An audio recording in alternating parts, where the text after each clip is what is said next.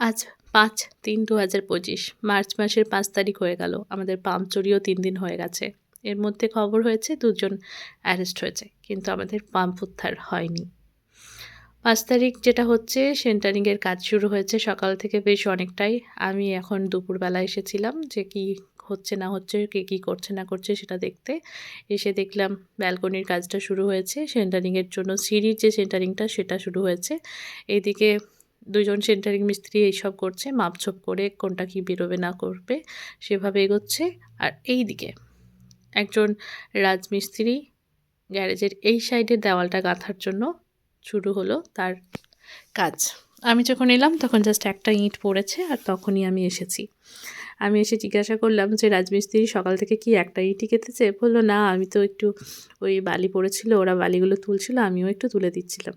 তাই একটু বকাও খেয়েছে যে, রাজমিস্ত্রির কাজ তো আর বালি তোলা নয়, সে কেন বালি তুলে সময় নষ্ট করেছে। বলল তারা যে মশলা করতে, ইঁট নিয়ে আসতে এই সমস্ত কিছু করতে লাগবে। আর যেহেতু ২ গাড়ি বালি আমাদের নেওয়া হয়েছিল নতুন করে ঘরের ভেতর ঢোকানোর জন্য ভেতরের ঘরগুলোতে, তাই সেই বালিগুলোকে তো দিতেই হবে, ভরতে হবে। ২ জন যেহেতু হেল্পার ছিল, ২ জন না ৩ জন হেল্পার ছিল, তারা শুধুমাত্র ওই ইঁটটা ওই জায়গাটা থেকে এই জায়গায় তুলছিল এবং বালিগুলো সকাল থেকে সবাই মিলে মোটামুটি তুলে ভরে দিয়েছে। বেশ অনেকটা পরিমাণেই ঢুকে গেছে বালিগুলো, যতটা লাগবে এবার জল দিয়ে সেট করতে হবে তারপর। যেহেতু আমাদের পাম্পটা এই মুহূর্তে নেই, তাই জলটা নতুন করে দিতে পারছে না। এবার বাইরের লোকের মেশিন থেকে জল নিয়ে তাদের অনেকটা বিদ্যুৎ খরচ করে বা সেটা তো একটু মানে ভালো দেখায় না, তো সেই কারণে সবটাই হচ্ছে না। জলের অভাবে বেশ অনেকটা কাজই আমাদের বন্ধ হয়ে রয়েছে।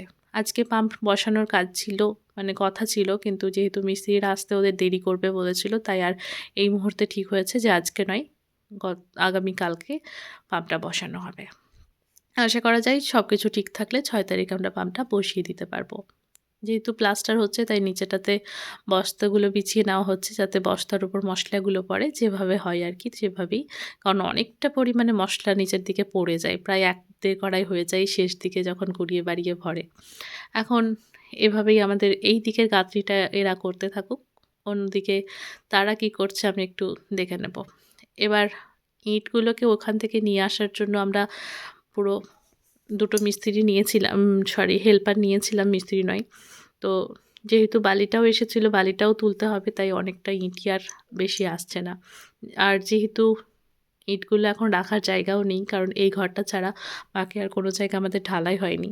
কথা রয়েছে যে আমাদের পাম্পটা নতুন করে বসে গেলে তারপর জল-টল দিয়ে ভেতরের ঘরটা ঢালাই করেই আমরা গাঁথনির কাজ শুরু করব। তাই এই মুহূর্তে আর খুব বেশি কাজও নেই। পাম্পটা ছাড়া কোনোভাবেই কাজ এগোচ্ছে না। আর এতটা রোদ যে ওপর থেকে সমস্ত কিছু খুব সহজে খুব তাড়াতাড়ি শুকিয়ে, শুকিয়ে যাচ্ছে। তাই এই মুহূর্তে কাজ করাও বিশাল চাপের হয়ে যাচ্ছে। পুরো মনে হচ্ছে যেন মরুভূমিতে রয়েছি। যেহেতু কয়েকদিন আগে কুম্ভ গিয়েছিলাম সেই কথাটা এখনো ভুলতে পারিনি। তাই মনে হচ্ছে কুম্ভর ওখানে যে হাওয়াটা দিচ্ছিল, গাড়ি পার্কিং করেছিলাম যেখানে সেখানে, তো সেভাবেই মনে হচ্ছে যেন এখানেও ঐরকমভাবে বালিটা উড়ছে।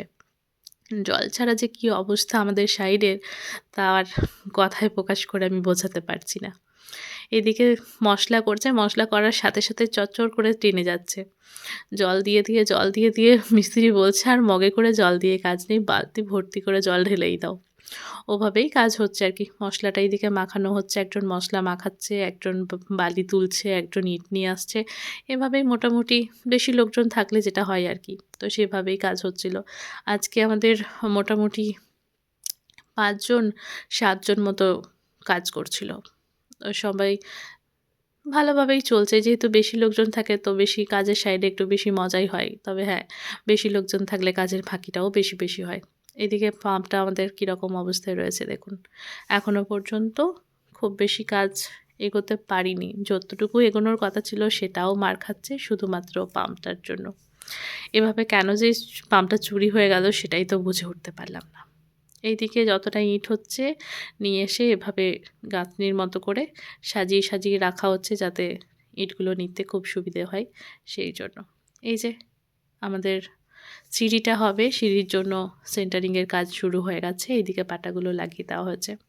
আজকে হওয়ার কথা ছিল না। হঠাৎ করেই দেখলাম যে ওদের আর কোনো কাজ নেই। সেন্টারিংটা করতে পারলে ২ জন ভালোভাবে কাজ পাবে। নচেৎ তারা ২ জন অলরেডি ২ জন বসেছিল, তো আবার বসে যাবে। তাই কাজটাকে এগিয়ে নেওয়া হচ্ছে আর অপেক্ষা না করে।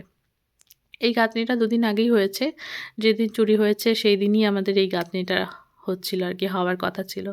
চুরি হয়েছে তাই মন খারাপ করে বসে তো আর থেকে কোনো কাজ নেই। চোর চুরি করে গেছে, আমরা আমাদের কাজ করছি। সবাই এখন ভীষণ মন খারাপ নিয়ে কাজ করছে। কিন্তু কিছু করার নেই। নিয়তি এভাবেই আরকি চলবে।